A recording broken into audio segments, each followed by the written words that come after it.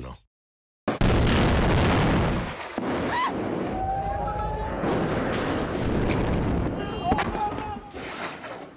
A más de 14.000 kilómetros de nuestro país, en el Mar Rojo, un buque está secuestrado. Esto es como parte de las esquirlas, una de las consecuencias, pues, del conflicto en el Medio Oriente. Los secuestradores, rebeldes de Yemen.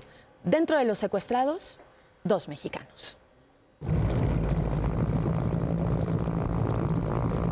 Así fue secuestrado el barco carguero Galaxy Leader, con 2 mexicanos a bordo en este punto del Mar Rojo, entre Arabia Saudita y Egipto.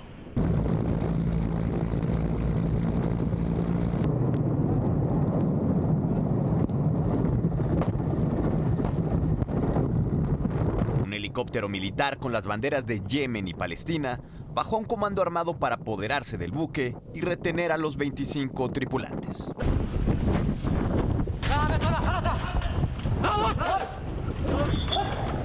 Uno de los connacionales ya fue identificado. Arturo Alberto Zacarías, ingeniero de máquinas de Misantla, Veracruz. La tripulación de este barco sea liberada lo más pronto para poder gozar nuevamente de la compañía de mi hijo en mi casa. La Secretaría de Relaciones Exteriores dijo que la Embajada de México en Arabia Saudita ha realizado gestiones mediante canales diplomáticos para corroborar la situación de la tripulación.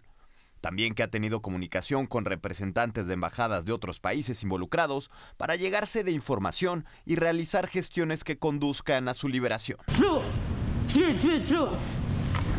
Además de los 2 mexicanos, hay filipinos, búlgaros, ucranianos y rumanos.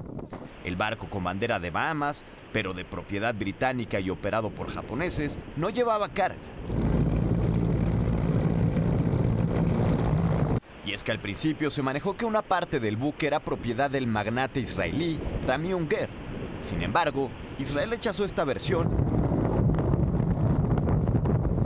Este secuestro se da pocos días después de que los rebeldes hutíes amenazaron con atacar el transporte marítimo israelí en venganza por los ataques contra Gaza.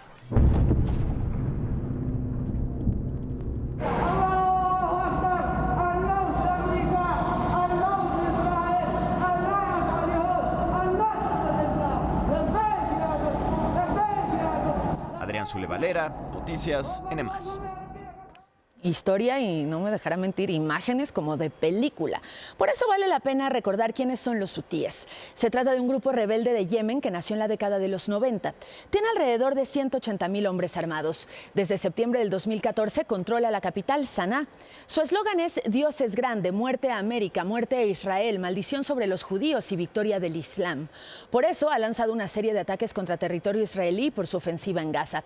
Arabia Saudita, enemigo de los hutíes, asegura que este grupo tiene el respaldo militar y financiero político, nada más y nada menos que de Irán. En Gaza los bombardeos israelíes no se detienen y la incursión terrestre avanza. En tanto, los hospitales siguen en la mira de las fuerzas de Benjamin Netanyahu.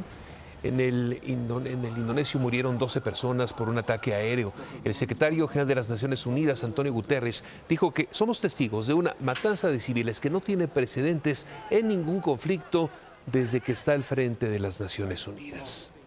Parece haber una luz al final del túnel. Nuria Garrido, enviada especial de NM+ en la zona de conflicto en el Medio Oriente. Buenas tardes, adelante.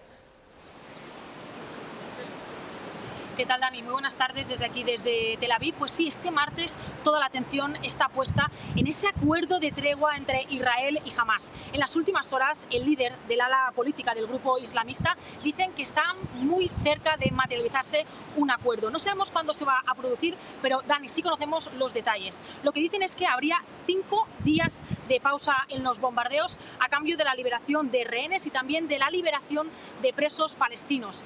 Se calcula que sacarían a 300 presos palestinos, entre ellos niñas y mujeres. En cuanto a los rehenes, pues como te digo, 50 rehenes extranjeros e israelíes. Detrás de este acuerdo, importante resaltar que se encuentra la mediación de Qatar y de Egipto y también por la parte de Israel de Estados Unidos. Además, este acuerdo, importante también, permitiría de nuevo la entrada de ayuda humanitaria. Se espera que entren 300 camiones con alimentos, medicinas y, sobre todo, recordemos, combustible. Es un acuerdo muy esperado, muy importante, sobre todo aquí en en Israel. En estos últimos días ha vuelto a haber protestas, manifestaciones para poner presión hacia Netanyahu, y también la comunidad internacional, aunque no hay un consenso respecto al alto al fuego, sí que hay un consenso de que haya más pausas humanitarias. Por lo tanto, muy pendientes de cuándo se vaya a producir este acuerdo, pero recordemos que hay un posible acuerdo de tregua tras más de un mes de ataques incesantes contra la Franja de Gaza, y también lo que supondría es que no volarían la Franja de Gaza ni cazas ni drones